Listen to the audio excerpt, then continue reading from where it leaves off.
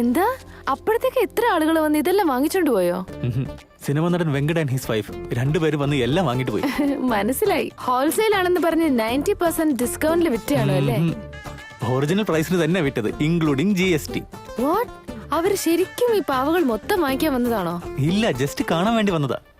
കാണാൻ വന്നിട്ട് excuse me.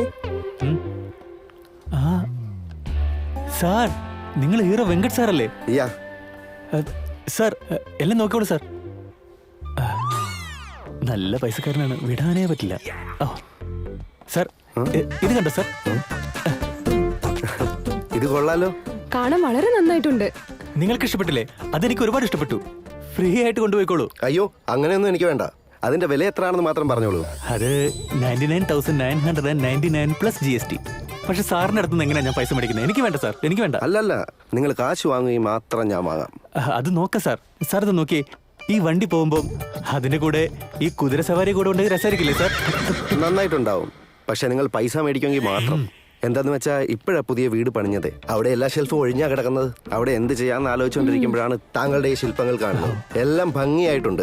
എനിക്ക് കണ്ടുടനെ ഇഷ്ടപ്പെടുകയും ചെയ്തു.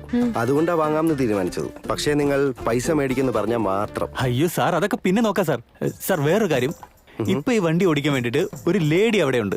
പക്ഷെ ഈ ലേഡിക്ക് പകരം ഒരു ക്യൂട്ട് കപ്പിൾ, ഒരു പെണ്ണ് ഒരു പയ്യൻ. എങ്ങനെയുണ്ടാവും സാർ? എന്ന് വെച്ചാ നിന്നെയും എന്നെയും പോലെ. എക്സാക്ട്ലി, നിങ്ങൾ രണ്ടുപേരും പോലെ. ഇപ്പോ ആ പെണ്ണിനും ചെക്കനും കല്യാണ ഡ്രസ് ഇട്ട് എങ്ങനെ ഉണ്ടാവും സാർ? എന്ന് വെച്ചാൽ നമ്മുടെ കല്യാണം കഴിഞ്ഞ അന്നത്തെ പോലെ. യാ.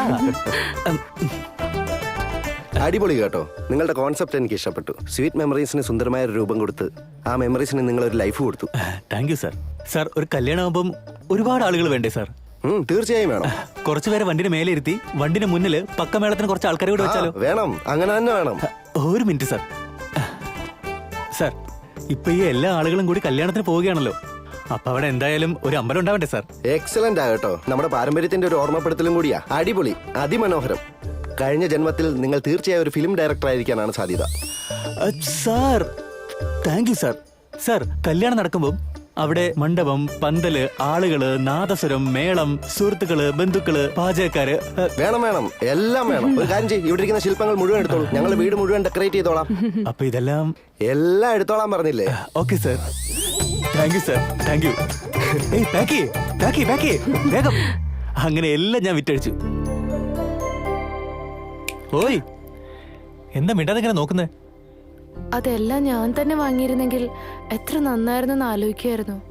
അയ്യോ, നമസ്കാരം. ഉണ്ട് കേട്ടോ. ഈ ഫിലിം ഡയറക്ടർ വിജയ് എവിടെ ഉള്ളത്? ഒരു മിനിറ്റ്, ഞാൻ തന്നെ അത്. നിങ്ങള്? എന്റെ പേര് മുനിക്കൊണ്ട, വീട്ടുപേര് അനക്കൊണ്ട. ഫിലിം പ്രൊഡ്യൂസറാ. നിങ്ങളോട് ഒരു ഫിലിം പ്ലാൻ ചെയ്യാൻ വന്നതാ. അങ്ങനെയാണ് സാർ. അയ്യോ, എങ്ങനെയുള്ള സിനിമയാണ് നിങ്ങൾ എടുത്തിരിക്കുന്നേ? 2 സിനിമകൾ, പരസ്പരം ഒരു ബന്ധവും ഇല്ല. നല്ല കഥ, മാസ്റ്റർ പീസ്. രണ്ടിലും വ്യത്യസ്ത കഥകൾ, കോൺസെപ്റ്റും വെവ്വേറെ. സിനിമ കണ്ട രണ്ടിനും തമ്മിൽ ഒരു ബന്ധവും ഇല്ല. കാണുകയാണെങ്കിൽ ഇതുപോലത്തെ സിനിമ കാണണമെന്ന് ഞാനും തീരുമാനിച്ചു. എടുത്തിട്ടുണ്ട് സാർ. പക്ഷെ എന്താ കാര്യം? ജനങ്ങൾ സിനിമ കാണണ്ടേ സാർ? അയ്യോ, അങ്ങനെ പറയല്ലേ. നമ്മുടെ തൃപ്തിയാ പ്രധാനം. അതെടുക്കുന്ന നിങ്ങൾക്കും തൃപ്തി ഉണ്ടാകണം, അത് കാണുന്ന ഞങ്ങൾക്കും തൃപ്തി ഉണ്ടാകണം. അപ്പൊ എന്റെ മനസ്സിൽ ഒരു തോന്നലുണ്ടായി. സിനിമ കണ്ടു, വളരെയധികം ഇഷ്ടപ്പെട്ടു, വിടാൻ പാടില്ലെന്ന് തീരുമാനിച്ചു.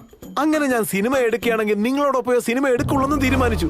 ഓഫീസൊക്കെ ഇട്ട് കഴിഞ്ഞു. പെട്ടെന്ന് ഒരു കഥ പറഞ്ഞാൽ നമുക്ക് നാളെ തന്നെ ഷൂട്ടിംഗ് ആരംഭിച്ചേക്കാം.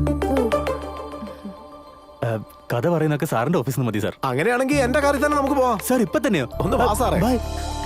ബൈ.